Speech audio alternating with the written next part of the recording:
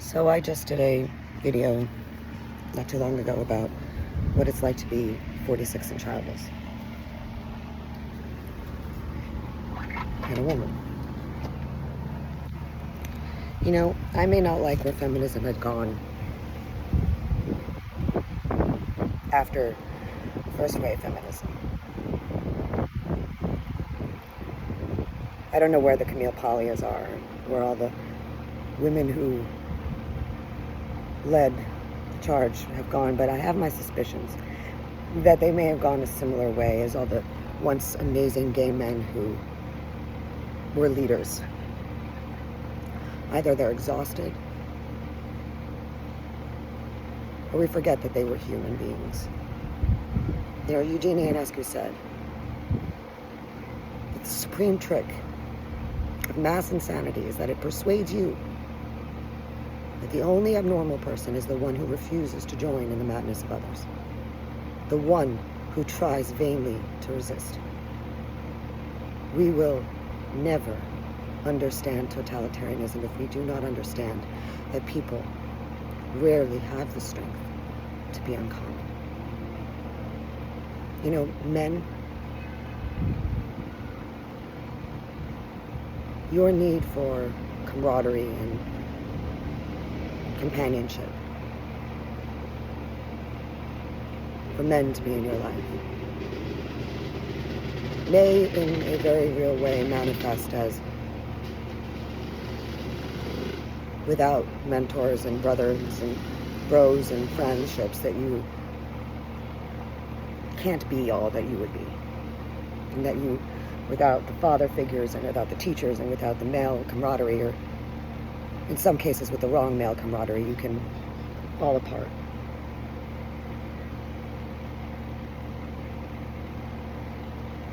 Ladies,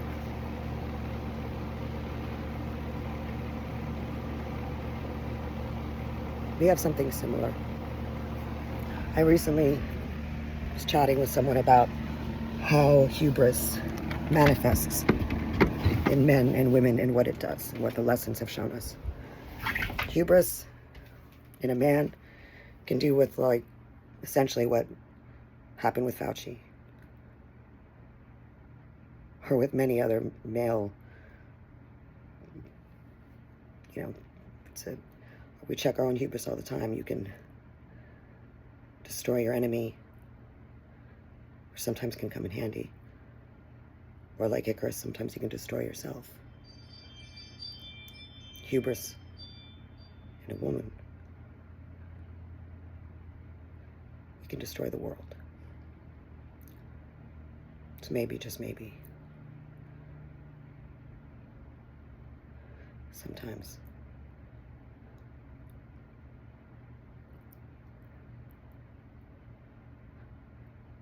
what God wishes for us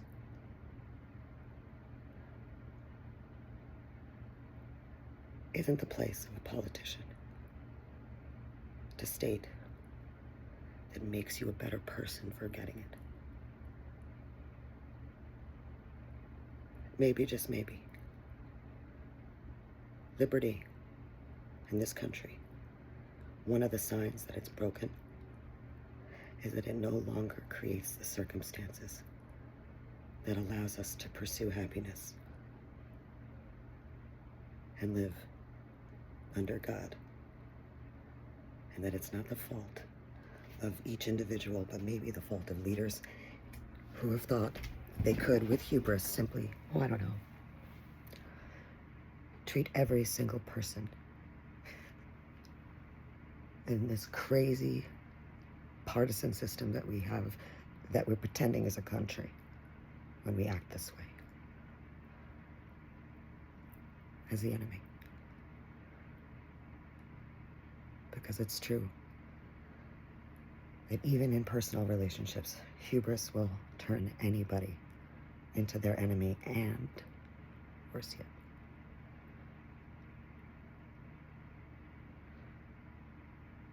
once a man starts to fight, he fights to end it. That's what our masculine side will do. Our feminine side, in hubris, that fake empathy or stupid empathy, pretending to be compassion, but it's not. Just like a woman can justify using whatever at her disposal for Munchausen via proxy, that is the most wicked side.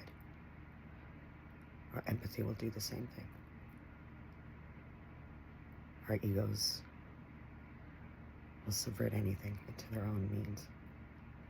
And when you squander something as holy as a rite of passage or a country, and when you make shitty art and try to trick people using artifice to trigger an emotion in them, you know, everybody got so upset that the French Olympics mocked the Last Supper. Who painted that depiction of the Last Supper? So were they mocking Christ or mocking him? So who exactly is worshiping false idols here? And why are you doing it? Hubris.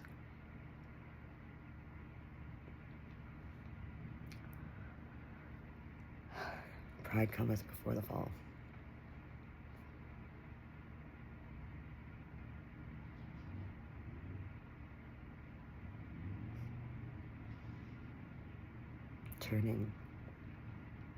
Turning through the widening gyre, the falcon cannot hear the falconer. Things fall apart. The center cannot hold. Mere anarchy is loosed, and everywhere the ceremony of innocence is drowned.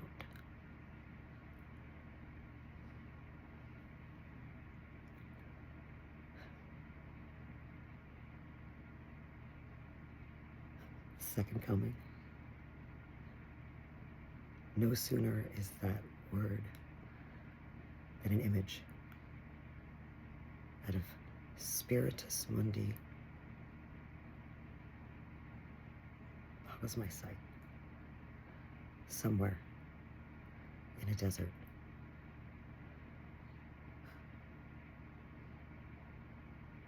that poem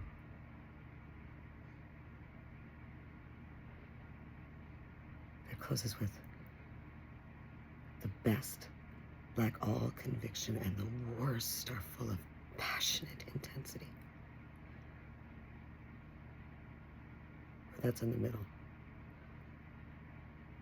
He says, surely the second coming is at hand. The second coming. See? Is he mocking God there, or is he saying in art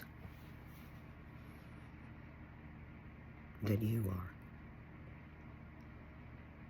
Now, I'm not saying that the Olympics did that. What I am saying is that the Olympics can do that, or art could have done that. And what I'm saying is that you literalists out there are literally destroying the world. Literally. Sometimes one relationship at a time, too. But hey, it's still a free country.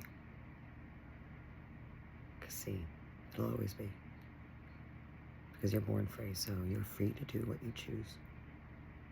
Ladies, gentlemen, boys and girls, mothers and fathers, daughters and sons, brothers and sisters and cousins and, I guess, nuns. You're free to do as you choose, but what future do you want?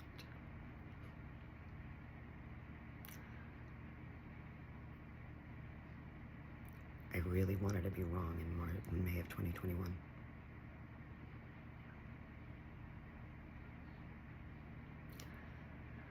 Cassandra complex, I guess.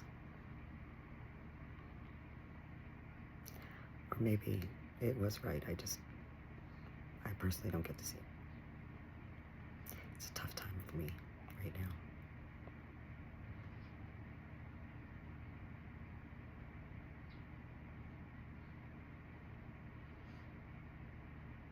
Those be the so be. But I'm grateful for one thing. I can always lean into God and art.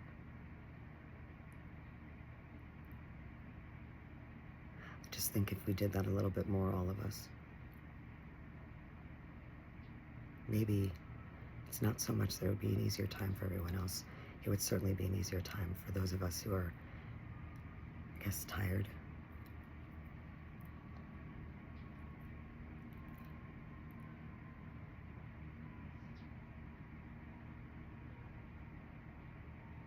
And if I could draw something that would just simply say, please stop using me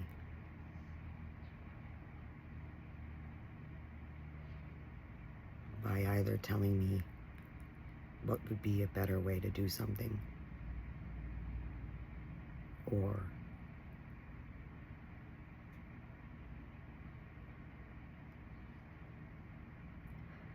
not pretending to demand from me, especially if you're a stranger and could relate in any way, because you're a woman,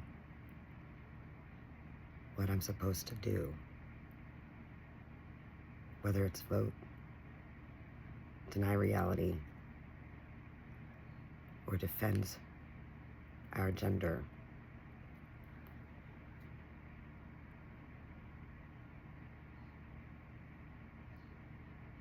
Because somehow you believe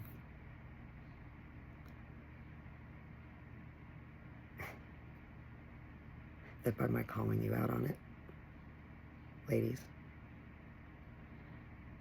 that it's somehow unkind. Because let me remind you something. If things keep going where they're going, we can't fight them. And I don't know about you. I'm scared. Because if we keep letting this world destroy everything for our liberation,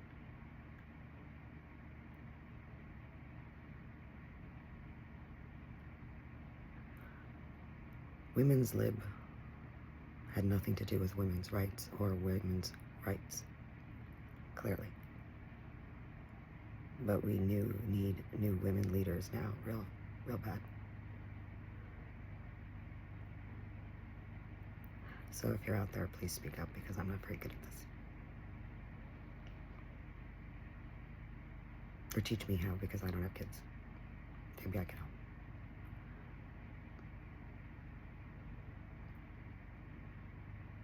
This is my artful Hail Mary, because I'm having a really hard time.